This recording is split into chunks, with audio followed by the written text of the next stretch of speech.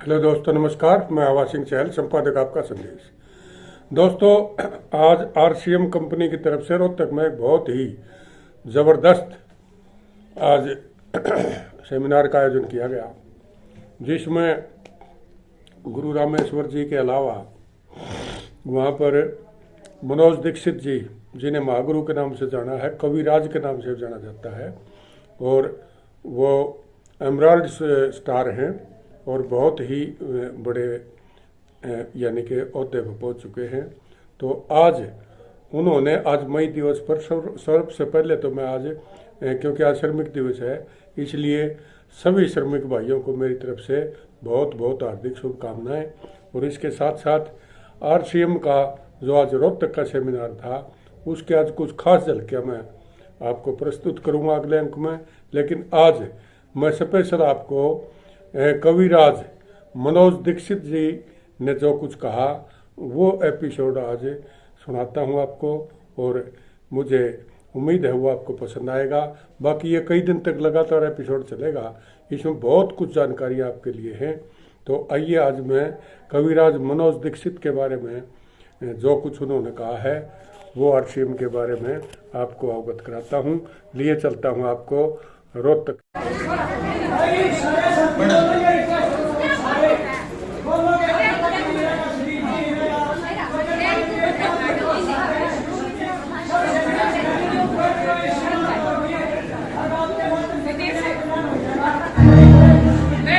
Very good, सभी तैयार है? बैठ जाइए सर। जय आरसीएम। ये हरियाणवी अंदाज नहीं है जय आरसीएम की, इतनी ऊर्जा में सब लोग बैठे, जोर से बोलिए जय आरसीएम। यस, ये रहा। क्या लिखा है ऊपर? नई सोच, नई तैयारी। नई सोच है, नई दिशा है, नई नई तैयारी है। देख रहे सब? नई सोच है, नई दिशा है, नई नई तैयारी है, और आम आदमी खास बनेगा, ये हम सबकी बारी है, ये हम सबकी बारी है। बहुत बहुत धन्यवाद। छोटा सा परिचय, लेकिन आज 1 मई याद रहे।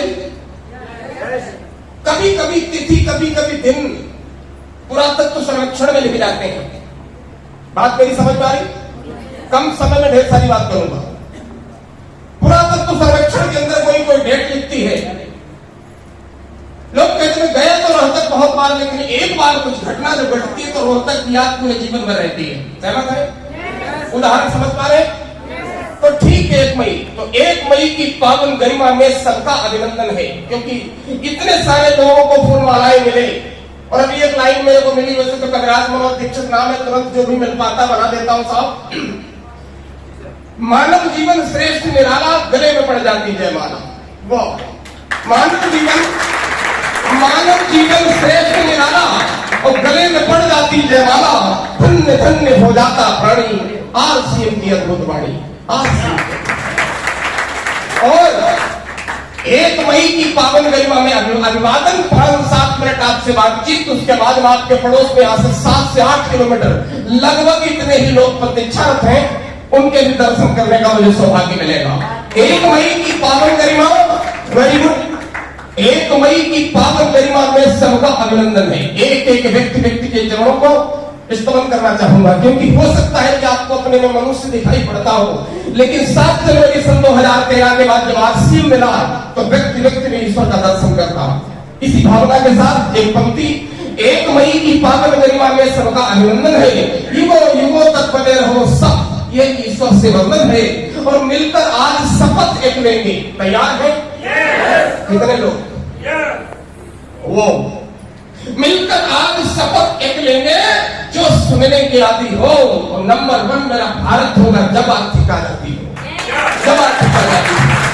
बहुत धन्यवाद। छोटा सा परिचय मनोज दीक्षित, किसान परिवार से। जिंदगी के 44 साल गुजर जाने के बाद आप जैसा सौभाग्यशाली निकला, आप वाली कुर्सी पर बैठने का मेरे को मौका मिला। ट्रेडिशनल मार्केटिंग या जो जॉब वाली जो पढ़ाई शिक्षा होती, जिसको हम एक्टिव इनकम के द्वारा प्राप्त करते हैं, उस एक्टिव इनकम की शिक्षा मेरे पास में 2 बार हाई स्कूल की है। तुम्हारा पास तो हो गया हाई स्कूल, लेकिन उसके पहले मैरिज हो जाती है तो वो हाई स्कूल का कोई मतलब ही नहीं रह जाता, क्योंकि तीसरी बार कोई हाई स्कूल अगर पास करेगा तो उसकी बुद्धिमानी का तो पता चल जाता है कितना बुद्धिमान होगा। ये जिंदगी का मेरा एजुकेशन है। सौभाग्य से चलते चलते चलते गांव में रहता था एक निम्न वर्गीय परिवार। एक चीज जरूर थी कि जब आकाश में हवाई जहाज उड़ा करते थे तो मेरे सहपाठी जो थे वो भी ताली बजाते थे, मैं भी ताली बजाता था, लेकिन वो ताली बजाने के बाद आकाश से जब वो विलुप्त हो जाता था हवाई जहाज तो सब लोग बच्चे अपने घर चले जाते थे, लेकिन मैं उदास हो जाता था। बस इतना सा अंतर था उन बच्चों में और मेरे में शुरुआत से, कि पता नहीं कौन सा काम करते हैं जो इस हवाई जहाज पे बैठते हैं। सही था? पता नहीं कौन सा काम करते हैं जो इस हवाई जहाज पे बैठते हैं। गांव में कोई बताने वाला था नहीं, मम्मी पापा को ज्ञान नहीं था, नानी नाना को इसके विषय में कोई ज्ञान, बात समझ में आ रही? हाँ जी, कोई ज्ञान नहीं था। लेकिन ये किंवदंती चलती रही, समय गुजरा, चलते चलते एक पत्रिका मिली। उस पत्रिका में लिखा हुआ था कि प्रत्येक मनुष्य को जीवन में एक बार एक ऐसा अवसर मिलता है। कितनी बार? कितनी बार? एक बार। हाँ, ये साधना प्रकाशन मेरठ की एक शानदार पत्रिका, उसमें मैंने लिखा देखा और अभी नहीं देखा कि जल्दी लिख कर बता रहा हूं। 1996 में वो लाइन पड़ी थी और 7 जनवरी सन 2013 में मेरे को आरसी मिला सही तरीके से। तो वो लाइन में लिखा होता प्रत्येक मनुष्य को जीवन में एक बार एक ऐसा अवसर मिलता है, अगर उस अवसर को जान ले, पहचान ले और जिंदगी में आत्मसात करके अगर कर्मों में ढाल दे तो कोई भी व्यक्ति मानव से महामानव बन सकता है। ये लाइन थी। अब लाइन कैसे लिखी रहती है? क्यों बहनों? लाइन तो लिखी रहती है, कभी गुरु गोरखनाथ की लाइन लिखी, कभी शंकर जी की लिखी, तो लाइन से क्या मतलब? बात लाइन की नहीं है, लाइन के आगे की है। आगे की लाइन में लिखा हुआ था महामानव बनने के बाद महामानव के भी कुछ सिद्धांत होते हैं। Yes or no? भाई हम लोग क्या है? मानव है, ठीक है। आज की डेट में नरेंद्र मोदी भारत के प्रधानमंत्री महामानव है कि नहीं है कि नहीं? राजनीति की बात नहीं करूंगा, महामानव है। बाबा रामदेव महामानव है, पूरा दुनिया जिनको जानती है, हम लोगों को गांव में ही लोग नहीं जानते। सहमत है? तो प्रत्येक मनुष्य को जीवन में एक बार ऐसा अवसर मिलता है, अगर जान ले, पहचान ले, जिंदगी में आत्मसात करके कर्मों में ढाल दे तो कोई व्यक्ति मानव से महामानव बन सकता है। दूसरी लाइन ये लिखी थी उसमें, महामानव बनने के बाद महामानव के सिद्धांत पुष्कार होते हैं, उनको अगर कर्मों में परिणित करके जीवन में आत्मसात करके अगर वो रास्ता दृढ़ करते निरंतरता के साथ चल दे तो कोई भी महामानव भगवान भी बन सकता है। क्या बन सकता है? तीसरी लाइन लिखी थी, आज तक जितने भगवान बने हैं वो सब ऐसे ही गुजरे। पहले मानव बने, राम हो चाहे कृष्ण हो। हेलो, बात समझ में आ गई? तो वो सफर ईश्वर तक तय किया, तो हम लोग मनुष्य इसलिए अपने लिए एक बार जोरदार तालियां होनी चाहिए। ये जो बिजनेस है संयोग से मिलता है। कैसे मिलता? ये परमात्मा की बड़ी असीम अनुकंपा तब होती है तब आप जैसे लोगों को ये सिस्टम मिलता है। ये बहुत बड़ा परिवर्तन है, ये 10-9 साल में और कुछ महीनों में जानने का सौभाग्य मिला। पहले मैं भी आप ही तरीके से था, लेकिन पहले मिनट से इस आरसीएम इस राइट कॉन्सेप्ट मार्केटिंग को अपने ब्लड के अंदर सर्कुलेशन में उतार दिया था। क्यों? इसके मार्केटिंग प्लान को देखा, आप लोगों ने देखा। मार्केटिंग प्लान में यह देखा कि बिचौलिए हटा करके उपभोक्ता और निर्माता को डायरेक्ट मिलाने का प्रावधान था। कम समय में टोटल बात करना चाहूंगा, तैयार हूं? उपभोक्ता और निर्माता के बीच में ये बिचौलिए थे, इनको हटाने का प्रावधान था और इनके बचे हुए पैसे को उपभोक्ता के बैंक अकाउंट पर भेजने का विधान था। हेलो, थोड़ी देर शांत रहेंगे, काम की बात करूंगा। कुछ लोग नए भी साथी आए होंगे और मेरे समझ में आया, मैंने कहा दुकान बदल सकता हूं। दुकान बदला, दुकान बदलने के बाद में मुझे बताया गया इसमें करोड़पति भी बन सकते हो। आपको भी बताया गया हो, अमीर बन सकते हो, गाड़ी ले सकते हो, बंगला ले सकते हो। शहर में आया था, पत्नी को 2 बच्चों को लेकर के छोटा सा मकान किराए पर 1500-1600 रुपए में। साइकिल पास थी जब आरसी मेरे को मिला, और साइकिल भी कैसा साइकिल मालिक था कि साइकिल में अगर पंचर हो जाती थी तो पंचर वाले से जब वो नहीं टिक्की लगवाते थे तो उस पर बैठते थे कि भैया, वो कहता था तो ट्यूब किसका बदलेगा, तो कहता था अरे 1-2 बार और जुगाड़ कर दो तो बहुत बढ़िया रहेगा। हेलो, आप लोग प्रणाम है आपको, आप सब गणमान्य लोग हो। हमारी जिंदगी आज के 9.5 साल पहले की थी, लेकिन छोटी छोटी आंखों में सपने बहुत बड़े बड़े थे। एक पुस्तिका में और मैंने पढ़ा था, दुनिया में सबसे अमीर लोग हैं वो कोई पढ़े लिखे नहीं है। और जब मैंने अपना रिजल्ट देखा तो मैंने अपना दाहिना हाथ अपनी पीठ पे ठोका, बेटा तेरा भी नंबर लग सकता है। चलते चलते चलते चलते मेरा कोई अभिप्राय नहीं था। आरसीएम पता नहीं मम्मी पापा ने बहुत सारी पूजा पाठ किए हों। शुरुआत में गोदी में खिलाते बच्चे को, कहते मेरा नाम करेगा रोशन। कौन कर पाए आज तक? हेलो, ये माँ की कल्पना है, पिता की कल्पना है, मेरा भैया डॉक्टर बनेगा, मास्टर बनेगा, नाम रोशन करेगा, लेकिन नहीं कर पाते हम लोग। क्यों? क्योंकि वो लाड मैकाली की शिक्षा हमारे देश को ग्रसित कर गई। यहाँ पर मूल्य आधारित शिक्षा नहीं थी तो नाम कैसे कर पाते? कुछ चंद लोग आए निकल करके, लीग से हटकर के काम किया, बलिवेदी पे चढ़ गए, कुछ राष्ट्रवेदी पे चढ़ गए, उन्होंने लोगों ने नाम कर लिया। हम लोग रोटी दाल चावल बनाते खाते सो जाते हैं, और सोते जागते खाते पीते करके जिंदगी को गुजर के चले जाते हैं, और वही परिपाटी अपने बच्चों को दे जाते हैं। यही तो चल रहा है, यही तो चल रहा ना। इसी बीच सौभाग्य मिला मेरे को साथियों आरसीएम ज्वाइन करने का। और जब आरसीएम ज्वाइन किया, सामान खरीदा, घर को ले गया, पत्नी को दिखाया, और उस पत्नी को दिखाया जिसका पति कम से कम 10-5 काम ऐसे कर चुका था जिसमें वो फेल हो चुका था। मेरे डिप्लोमा समझ लो आप, 10-5 बार फेल हो चुका था, और पत्नी के सामने अगर फेलियर पति पहुंच जाए तो उसकी क्या दशा होती बताने की जरूरत नहीं है। बात समझ में आ रही? अच्छा, हिंदी समझ पा रहे? और ना समझो, हम हिंदी के अलावा बोल भी नहीं कुछ पाते हो। देखो समस्या यही हमारी है, क्योंकि मैं पढ़ा लिखा नहीं हूँ। हाँ, पढ़ता लिखता रहता हूँ, ये अलग बात है। रेडी? तैयार है? वैसे तो अभी 3-4 किताबें पूरा देश पढ़ रहा है। अभी होली वाले दिन, जिस दिन होली की आग लगी, यहाँ भी लगती होगी आग, तो आग लग गई थी। मैं सो गया था, थका आ रहा था दूर से, क्योंकि आरसीएम दीवाना हूँ, आरसीएम करता हूँ, आरसीएम जीता हूँ, आरसीएम बीता हूँ। रात में लौटा सो गया, लगभग 2:30 बजे बच्चे का फोन आता है, मैं नहीं उठा पाता हूँ। बड़े वाले बच्चे का, वो घर में ही होता है, ऊपर 2 मंजिले पर, और मेरे पास आता है, धीरे से जगाता है, तो एकदम मैं जग पड़ता हूँ। तो हमसे जानते हो क्या बोलता है? बेटा कि पापा काम हो गया। मैंने कि अब काम क्या हो गया? स्टार ब्रांड तो मैं बना, इसका काम क्या हो गया भैया? तो उससे मैंने पूछा क्या हुआ? आपको बता दूं, आरसीएम के पैसे से 3 साल से लगा हुआ था बेटा, लेकिन होली वाले दिन आपको सबको पता है पूरे देश का रिजल्ट निकला है, उस रिजल्ट में मेरा बेटा आईएएस क्वालिफाई कर गया है। तो बहुत खुशी नहीं हुई, क्योंकि जो सीने पे पेन लगी है, ये अभी अभी हम रामेश्वर जी के सीने पे लगाने वाला हूं। तैयार है? ये सीने लगा के लाया हूं। ये उन्हीं की पेन है, मेरी नहीं है। ये 1.5-2 लाख रुपया महीना देती है, लेकिन अब हमारी 3 लाख वाली आ रही कल परसों में। चाहिए किसको चाहिए? कसम परमात्मा की, वो सबको चाहिए। और एक लाइन मैंने लिखी थी, ये मिलेगी कब? कभी मन करता कि देख रहे हो झूम रहे थे, सब नाच रहे थे। और मैं तो रामेश्वर सर का उदाहरण देता हूं। मैं कहता हूं एक शानदार लीडर को मिला हूं, लगभग 18-19 साल उम्र है। सही बोलते हैं? रामेश्वर जी की उम्र सही है? हमने कभी 18-19 साल की उम्र है, हर बात में थिरकते हैं, गाड़ी को स्टाइल में चलाते हैं, मंच पर डांस करते हैं। डांस में कोई भी नहीं कह सकता कि 19 साल से ऊपर की उम्र है। सही है? तो ऐसे झलकियां पूरे देश में देखने के बाद 2 पंक्ति आपके हृदय तक समर्पित है। कविराज बहुत दीक्षित नाम है, ज्यादा बात न करके, कि आरसीएम वालों तुमको किस नाम से आज प्रणाम करूं? सुनीता कहूं, कविता कहूं, सरिता कहूं, कि मंजू कहूं, कि राम खिलावन कहूं, कि रामेश्वर कहूं, कि सत्या कहूं, क्या क्या कहूं? हिंदू कहूं कि मुस्लिम कहूं, कि सिख कहूं, कि ईसाई कहूं? कुछ जब समझ में नहीं आया तो 4 पंक्तियां मां सरस्वती जी ने आपको आज 1 मई को दी है। सुनना चाहते हैं? सुनना चाहते हैं?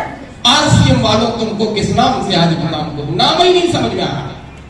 ये अपनी व्यथा बता रहा हूं और आपके हृदय तक भेज रहा हूं। आरसीएम वालों तुमको किस नाम से आज प्रणाम करूं? और सबको सबके प्राण कहूं या सबको हिंदुस्तान कहूं?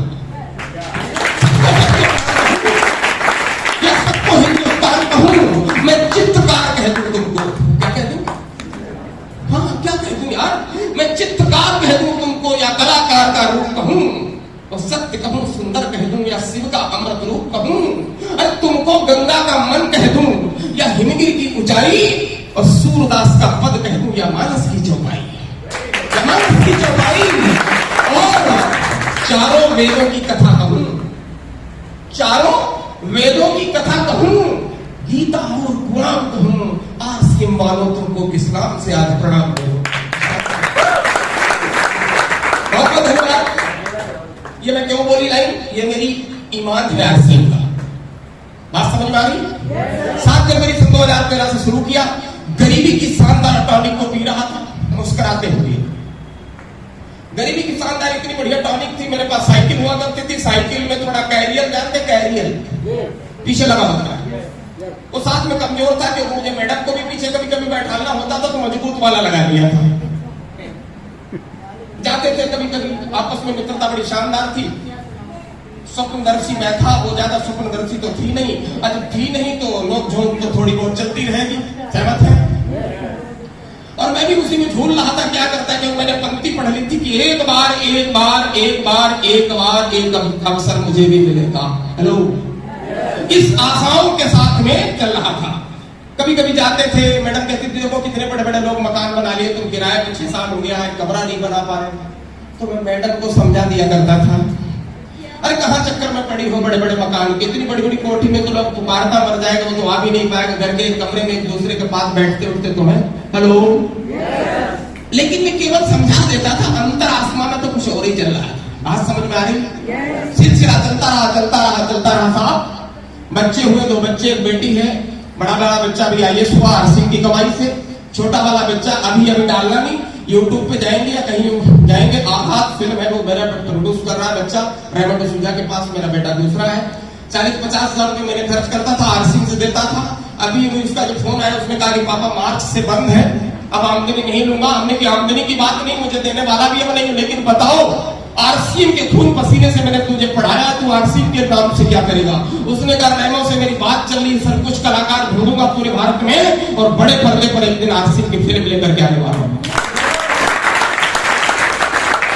चुनौती दी है। और बड़े वाले बेटे को भी मैंने बोला, हमने की ज्यादा पसंद नहीं हूं तुम्हारी आईएएस से, क्योंकि आईएएस की तनख्वाह जितनी मिलती होगी उतना वजीफा तेरे बाप को आज भी मिलता है। हेलो हेलो, मैं खुश नहीं हूं।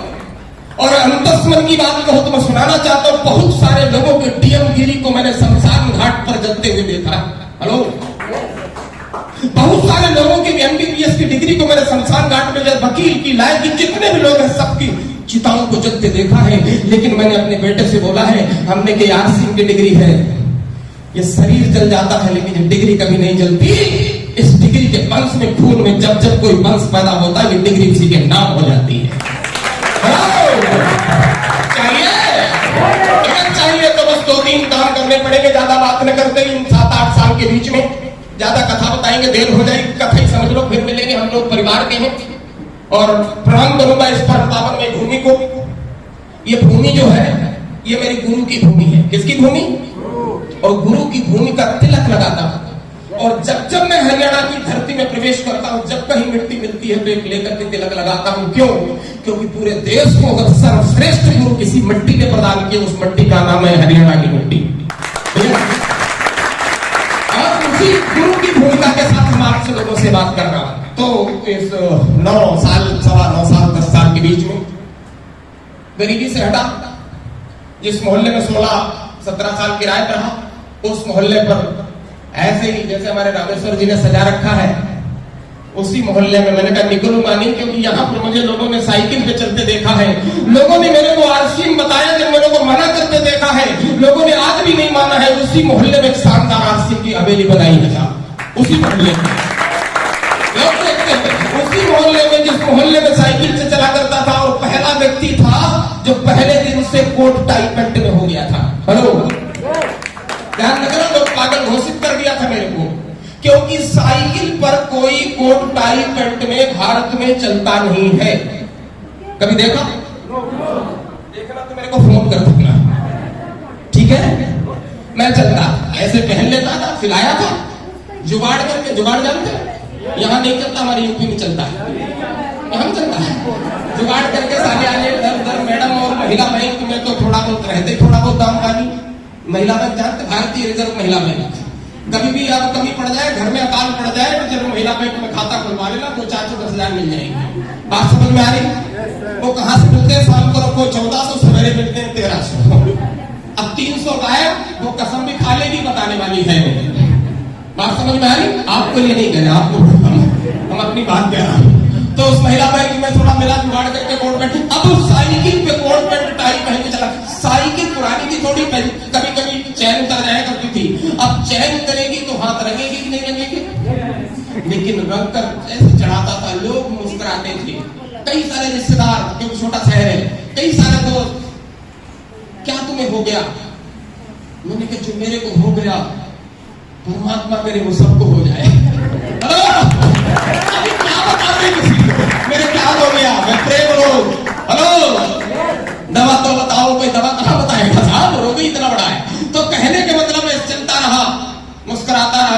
उन्हीं गलियों में आज मैडम भी अपनी कार लेकर के चलती है और मैं भी अपनी लग्जरी कार लेके चलता हूं उन्हीं में। लोग कहते हैं शीशा थोड़ा सा खोलता हूं, तो कहते और बताओ मनोज क्या हाल? ये फारसी मारसी क्या तुम्हारा, तुम बहुत कुछ बना दिया, तुम्हें कंपनी दे रही है क्या? हमने क्या जब पीछे बैठ जा, तुझे बताऊं कहां से मिल रहा है। और जब वो पीछे सीट बैठ जाता है, उसको शहर के 2-4 चक्कर मारता हूं और लौट के आरसी बाजार में जाकर के अब ज्वाइन करा देता हूं, क्योंकि प्लान दिखाना नहीं पड़ता, हमारी कार ही प्लान है। हमारा बैंक स्टेटमेंट प्लान है, दिखाता हूं। देखो पिछले महीने आए हैं 2,15,000। अब उसका दिमाग खराब, बार बार चश्मा पूछता है, इतना कैसे आ सकता है? मैंने कहा ये तो चिल्लड़ है, चिल्लड़। हेलो, अभी 7 अप्रैल को आदरणीय गुरुदेव श्री सुरेंद्र बसु जी ने एक कार खरीदी है। क्या खरीदी? क्या ना? मर्सिडीज खरीदी। हाँ सही था, 1,14,00,000 की। 15 साल के बाद वो कबाड़ में बिकेगी। हम कुछ आगे की बात बता रहा हूं, कोई देश वाला कोई नहीं बताएगा। आज जो 1,15,00,000 की कार खरीदी, 15 साल के बाद वो कहां बिकेगी? बात इस बात की नहीं, आरसीएम वाले वो है जो 1.5 करोड़ रुपए की कारें कबाड़ में खरीद, कबाड़ में बेचने के लिए खरीद रहे हैं। हेलो, कौन आदमी है इतना पैसा लगा देगा साहब? क्योंकि 15 साल में तब तक वो 15 बदल चुके होंगे।